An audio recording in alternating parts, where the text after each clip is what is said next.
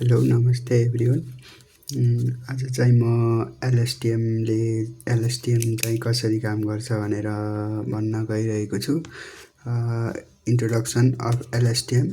एलएसटिएमको पुरा रूप चाहिँ लङ सर्ट टर्म मेमोरी हो र यसको एलएसटिएमको आर्किटेक्चर चाहिँ यस्तो छ। अनि एलएसटिएम भनेको चाहिँ आरएनएनको चाहिँ एडभान्स भर्सन हो। हामी यहाँ हेर्न सक्छौँ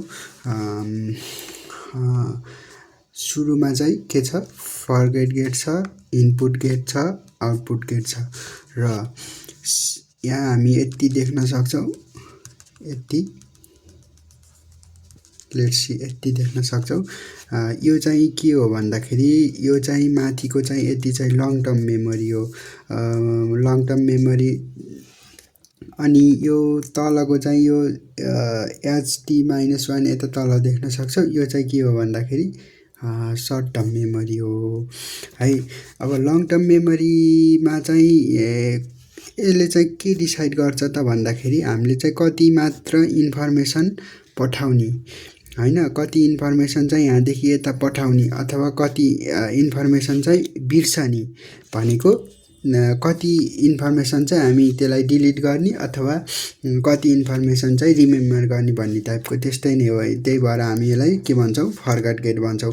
अब सिगमोइड गेट भनेको छ, सिगमोइड फङ्सन भनेको छ। सिगमोइड फङ्सनको रेन्ज चाहिँ कति हुन्छ भन्दाखेरि सिगमोइड फङ्सनको रेन्ज चाहिँ कति हुन्छ, 0 देखि 1 हुन्छ है त। अब जस्तो कि यहाँदेखि सिगमोइड फङ्सनदेखि जस्तो कि यहाँदेखि इनपुट र के छ, यो भनेको प्रिभियस सेलको इन्फर्मेसन अथवा करेन्ट सेलको इन्फर्मेसन भनेको भर्खरैको मैले भर्खरै केही कन्टेन्ट पढेँ भने चाहिँ भर्खरैको इन्फर्मेसन जस्तो भयो। अनि सिगमोइड फङ्सन इनपुट र यो भर्खरको करेन्ट सेलको इन्फर्मेसन चाहिँ भएर यहाँ सिगमोइड फङ्सनतिर गयो। अनि सिगमोइड फङ्सनबाट चाहिँ के दिन्छ, जस्तो कि सिगमोइड फङ्सनको त 0 देखि 1 सम्मको रेन्ज छ। जस्तो कि अब यहाँबाट 0 गयो भने चाहिँ यताबाट आएको प्रिभियस इन्फर्मेसन अथवा लङ टर्म इन्फर्मेसन, लामो समयदेखि पहिल्यैदेखि रिमेम्बर गएको कन्टेन्टहरू हुन्छ, त्यो चाहिँ के हुन्छ। अब जस्तै 0 सँग यो त प्रोडक्ट हो, जस्तो कि पोइन्ट बाई पोइन्ट मल्टिप्लिकेसन हो।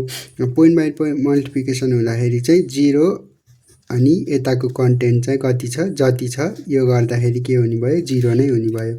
मतलब यहाँबाट सबै बिर्सेर जाने भयो। अब जस्तो कि 0.5 गयो यहाँबाट भने चाहिँ हाफ अफ कन्टेन्ट मात्र पास हुने भयो। यही नै हो फरगेट गेटको काम चाहिँ, मेन काम है। अब हामी यहाँ हेर्न सक्छौँ, अब इनपुट गेट छ। इनपुट गेटमा चाहिँ अब भर्खरै आएको इन्फर्मेसन, अब भर्खरै कति आउँछ त, भर्खरै रिसेन्टली आएको इन्फर्मेसन चाहिँ यहाँबाट पास हुने भयो है। अनि त्यस पछाडि यहाँबाट चाहिँ के आउने भयो त, कति इन्फर्मेसन चाहिँ भर्खरै अब अथवा कति इन्फर्मेसन चाहिँ बिर्सिने र कति इन्फर्मेसन चाहिँ के गर्ने, रिमेम्बर गर्ने। रिमेम्बर भएको भर्खरको लङ टर्म मेमोरी चाहिँ यहाँबाट आउने भयो, यहाँबाट। अनि यहाँबाट चाहिँ हामी कति करेन्ट इन्फर्मेसन चाहिँ, कतिको इन्फर्मेसन चाहिँ इम्पोर्टेन्ट छ, भर्खरको ल्याटेस्ट इन्फर्मेसन चाहिँ यहाँबाट आउने भयो। यो tan h र सिगमोइड फङ्सनले टिलले यहाँबाट दिनुभयो। अनि यहाँबाट यो प्रोडक्ट गरेर चाहिँ यहाँबाट हामी अपडेट गरेको भन्छ यसलाई चाहिँ। अब हामी कति इन्फर्मेसन चाहिँ अपडेट गर्ने भनेर भन्छ, त्यो चाहिँ भयो। अनि त्यस पछाडि अब यहाँबाट चाहिँ कति इन्फर्मेसन भर्खरै आएको इन्फर्मेसन अपडेट भर्सेस अनि कति इन्फर्मेसन चाहिँ हामी लङ टर्म मेमोरी चाहिँ कति सम्झेको छ भनेर चाहिँ यो दुईटा चाहिँ एडिसन भएर यहाँबाट केमा जान्छ, आउटपुट गेटमा जान्छ है।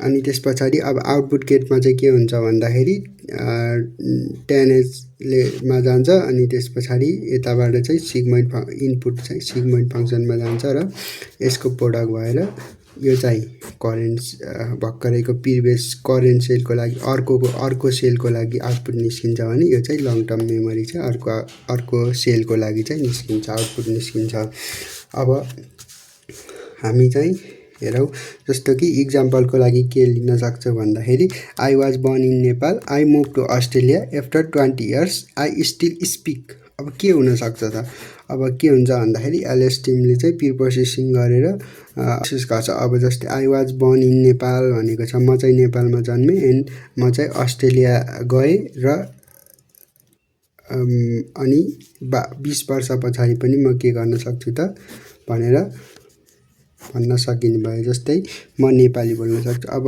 यहाँ प्री प्रोसेसिङ भयो कुनोरलाई बिर्सिने होइन, अब अस्ट्रेलियालाई यहाँ फर्गेटमा बिर्सिनु पऱ्यो अहिलेलाई। अनि त्यस पछाडि आफ्टर 20 years अनि आई स्टिल स्पिक नेपाली, कुन कन्टेन्टलाई चाहिँ बिर्सिने, कुन कन्टेन्टलाई चाहिँ अपडेट गर्ने र कुन कन्टेन्ट चाहिँ के कति चाहिँ इम्पोर्टेन्ट दिने भनेर चाहिँ प्रोसेस हुने भयो।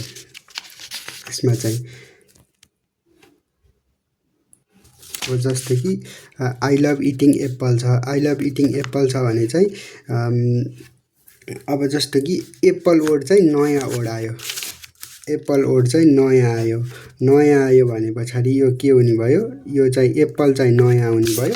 अनि त्यस पछाडि आई लभ इटिङ यो चाहिँ के हुने भयो, प्रिभियस मतलब पहिलाको कन्टेन्ट नै, यो चाहिँ पहिलाको कन्टेन्ट अथवा पहिलाको लङ टर्म मेमोरी हुने भयो। अनि त्यस पछाडि अहिलेको चाहिँ के हुने भयो, न्यू चाहिँ के हुने भयो, एप्पल हुने भयो। अनि त्यस पछाडि यो भनेको चाहिँ प्रिभियस हिडन स्टेट हो। अनि यहाँ मिलेर चाहिँ यसरी नै अपडेट हुने हो, यसरी नै एलएसटिएमले काम गर्छ है त। थ्याङ्क यू, आजलाई चाहिँ यति नै।